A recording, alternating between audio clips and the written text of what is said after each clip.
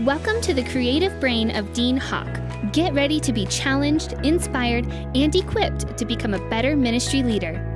Hey, this is Dean Hawk. Welcome back to the Leadership Podcast. So excited that you join us each and every month. Be sure and pass on the podcast, the links to your friends. We're on YouTube. We're on iTunes as well. And be sure and check us out each month. It comes out right about the middle of the month. Hey, before we get into today's topic, I want to share something cool that I have found. I don't know, some of you might use a lapel mic. I know a lot of guys use a handheld mic. I can't stand to have anything in my hands. And I know a lot of you have used the Countryman over-the-ear microphone. Those things have bugged the fire out of me for the last 10 plus years. It's either pinching too tight, it's too loose, and then my microphone's going off, and it's just bothered me. A pastor friend mentioned that there was a new microphone coming out. I went online and found it, and it is basically a necklace microphone. And so it just attaches there. It sits around your neck, just looks like you have on a choker kind of microphone. Picks up audio is just as good as from everything I'm hearing as the Countryman. But here's what I'm going to tell you.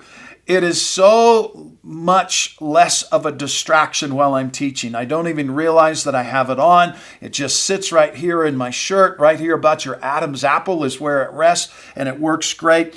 It is called, I found it at B&H Photo. It ran about $749. It's called a DPA microphone. It's the D Secret necklace microphone.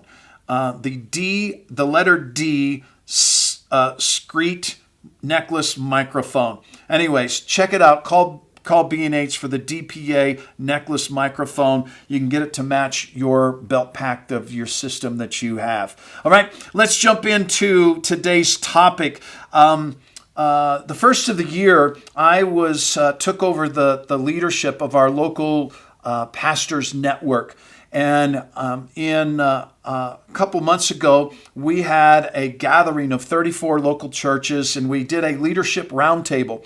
And what you're about to hear is the session that I shared at this leadership roundtable, and it's called The Net, the Power of the Church. Not Rock Family Church or your church, but the Church of Jesus Christ.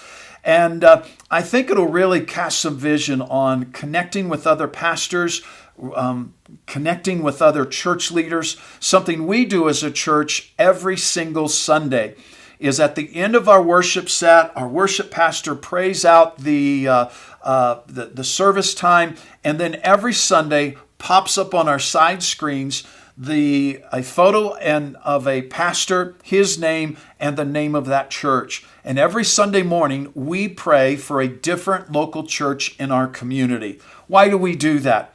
Because we want our church members to know the vision is bigger than us. We want to defeat competition and our church versus their church. And when you get people praying for other churches, it does something supernatural in our hearts and in their hearts.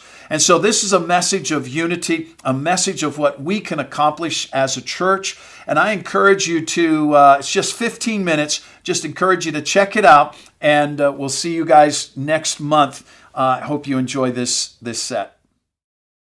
I want to talk to you about the power of the church. Jesus called us to be fishers of men. And I'm standing in front of some of Colorado Springs' highest, best professional fishers of men and women. You are the elite of the city. You learn to fish better than most believers in the community. You've made your livelihood by going to fishing tournaments and learning how to fish and fishing conferences and learning how to fish better. And we've poured our lives in to being fishers of men. But this is what I believe. I believe that the church is the most effective fishing tool and fishing net that God ever created. That we, the church, not Rock Family Church, not First Pres, not Mountain Springs. We, the Church of Colorado Springs, formulate one team. And our heart and our passion is to cast this net across our city and catch as many lost, dying fish as we possibly can. To make a difference in our city, that we hope that 10 years from now, that our city is different because of our fishing efforts. That there's churches that are continuing to grow and to explode. Jesus said, if a house is divided, it cannot stand. And the web of the net is an indication of each of our roles, that each of us as our churches, pastors, ministers, youth pastors, children's leaders, pastors, worship pastors, singles pastors, associate pastors, executive pastors, and all the assistant staff and everybody in between. That we formulate together to create one powerful team and one powerful net.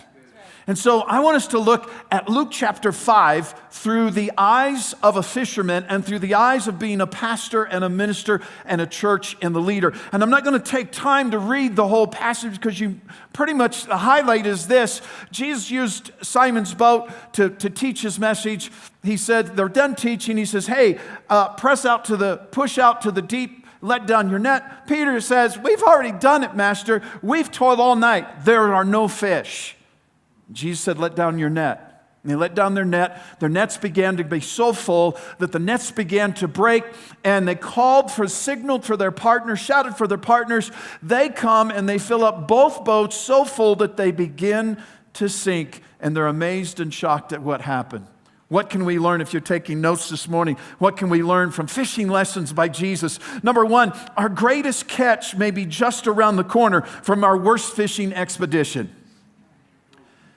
I don't know about you, but my 8:30 service, the early service, sinners don't get up to come to church early. But I have committed that I'm going to give an invitation to accept Christ at all of our services every weekend. And once I change my mindset, instead of going, oh, here's the net, if you want to get saved, raise your hand. When I changed my attitude and I went into the first service, the early service, and said, I'm ready to go fishing. And maybe I had gone weeks on end and no one had responded to the invitation. When I changed my mindset and I said, I'm going fishing, I'm going to catch a fish, and I'm going to stay here till I get a fish. Do you know what? People started to get born again in the early service.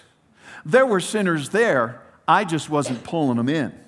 I wasn't pulling them into the boat and bringing them to Christ.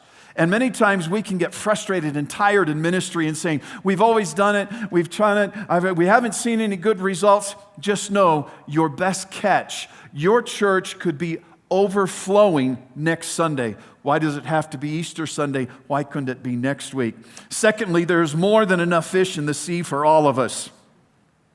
There's no shortage of fish. But yet, I'm not talking about this group of pastors, but other pastors in other cities wrestle with this. All too often as church leaders, it becomes easy to shift to being a trader of fish versus sticking with fishing. And we stand on the shores and we trade fish, and I'll trade your fish and you give me your fish and I'll give you some of my fish. And there are some that I'm happy when they go to your church. I bless them and send them your way. But here's the power of church. The power of church is when each of us launch into the deep of our neighborhoods and launch into the deep of our schools and launch into the deep of our community to find those. And so I think we need to redefine a church win. We get a new family, we get a new individual. We're like, oh, new family, yay. We should ask the question, where did you come from? And when they say, oh, I came from, and they name one of our churches, we say, well, we're glad to have you. And I love what Pastor Brady's always asked me. He said, did they leave well? I'll call him and I'll say, hey, someone's coming to your church, Brady, and they're coming. And he always asks, did they leave well? Because he knows this. If they didn't leave my church well, it's only a matter of time before they're going to leave his church. Right. But I love that communication. And I love how Rick Warren says, We've only merely reshuffled the deck if we're just swapping members. Let's cast out into the deep. Thirdly, as partners in ministry, we can achieve more together than alone. I love it that they shouted for their partners. Their nets were beginning to break, and they realized that together, the power of church is together we can do more and we can accomplish more. Together, to have 34 churches in one city come together for a half a day to learn, to grow, to pray, to invest, to fellowship. I'm telling you what, it's unseen and it's a miracle. Yeah. And you guys are a part of what God is doing in our city and in our community. Number 4, broken nets, broken relationships hinder our results. It says in Matthew 4:21, a little farther up the shore, he saw 2 other brothers, James and John, sitting in a boat with their father Zebedee, repairing their nets, and he called them to come too. It's important. Why do we have the merge? And I know the youth pastors get together. There's a worship pastor connection. I don't know the names. I don't mean any disrespect. Why do we do those things? We do those things because it's building our nets stronger. That when we are repairing the nets and we're praying for one another and we're connecting with one another and we're fellowshipping with one another, who else is going to understand that after preaching 3 services on Easter Sunday, I'm standing in the lobby, I'm hungry, I'm tired, and a member walks in and is demanding their tithe check back right now. Their wife sent them. Because of a disgruntled situation in the early service. Only other pastor goes, that's the devil. Only other pastor can go, oh, dude, I feel your pain. I know what you're going through. You know, but we live a unique life. And when we can share life together and we can do life together. I look back and Pastor Jeff Anderson, we've been developing a friendship for the last number of years. And I can go and I can sit down with Jeff and I can say life sucks. And I can say I'm not doing good. And Pastor Daniel and I have been meeting monthly and we're connecting and we get done with a coffee or a lunch and we put it on our calendar for the next time. And we're intent because I come away stronger. My net is repaired when I can download with friends in the ministry. But you have to be intentional to repair those nets. We do the merge as the vision of the merge that Kelly launched. It's a launching pad for relationships to go beyond where we're at. Well, let's wrap it up. How do we build a better net? Number 1, we esteem one another as partners, not predators. We're partners.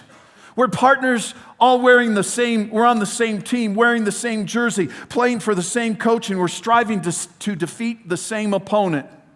What would happen if we blocked, defended, passed the ball to one another, recognizing that when you win, I win. When I win, you win. When your church gets a new building, gets a new bus, I celebrate with you because I know there's buildings and buses and whatever we need. And by the way, I have a bus if you need one. It's a paperweight right now.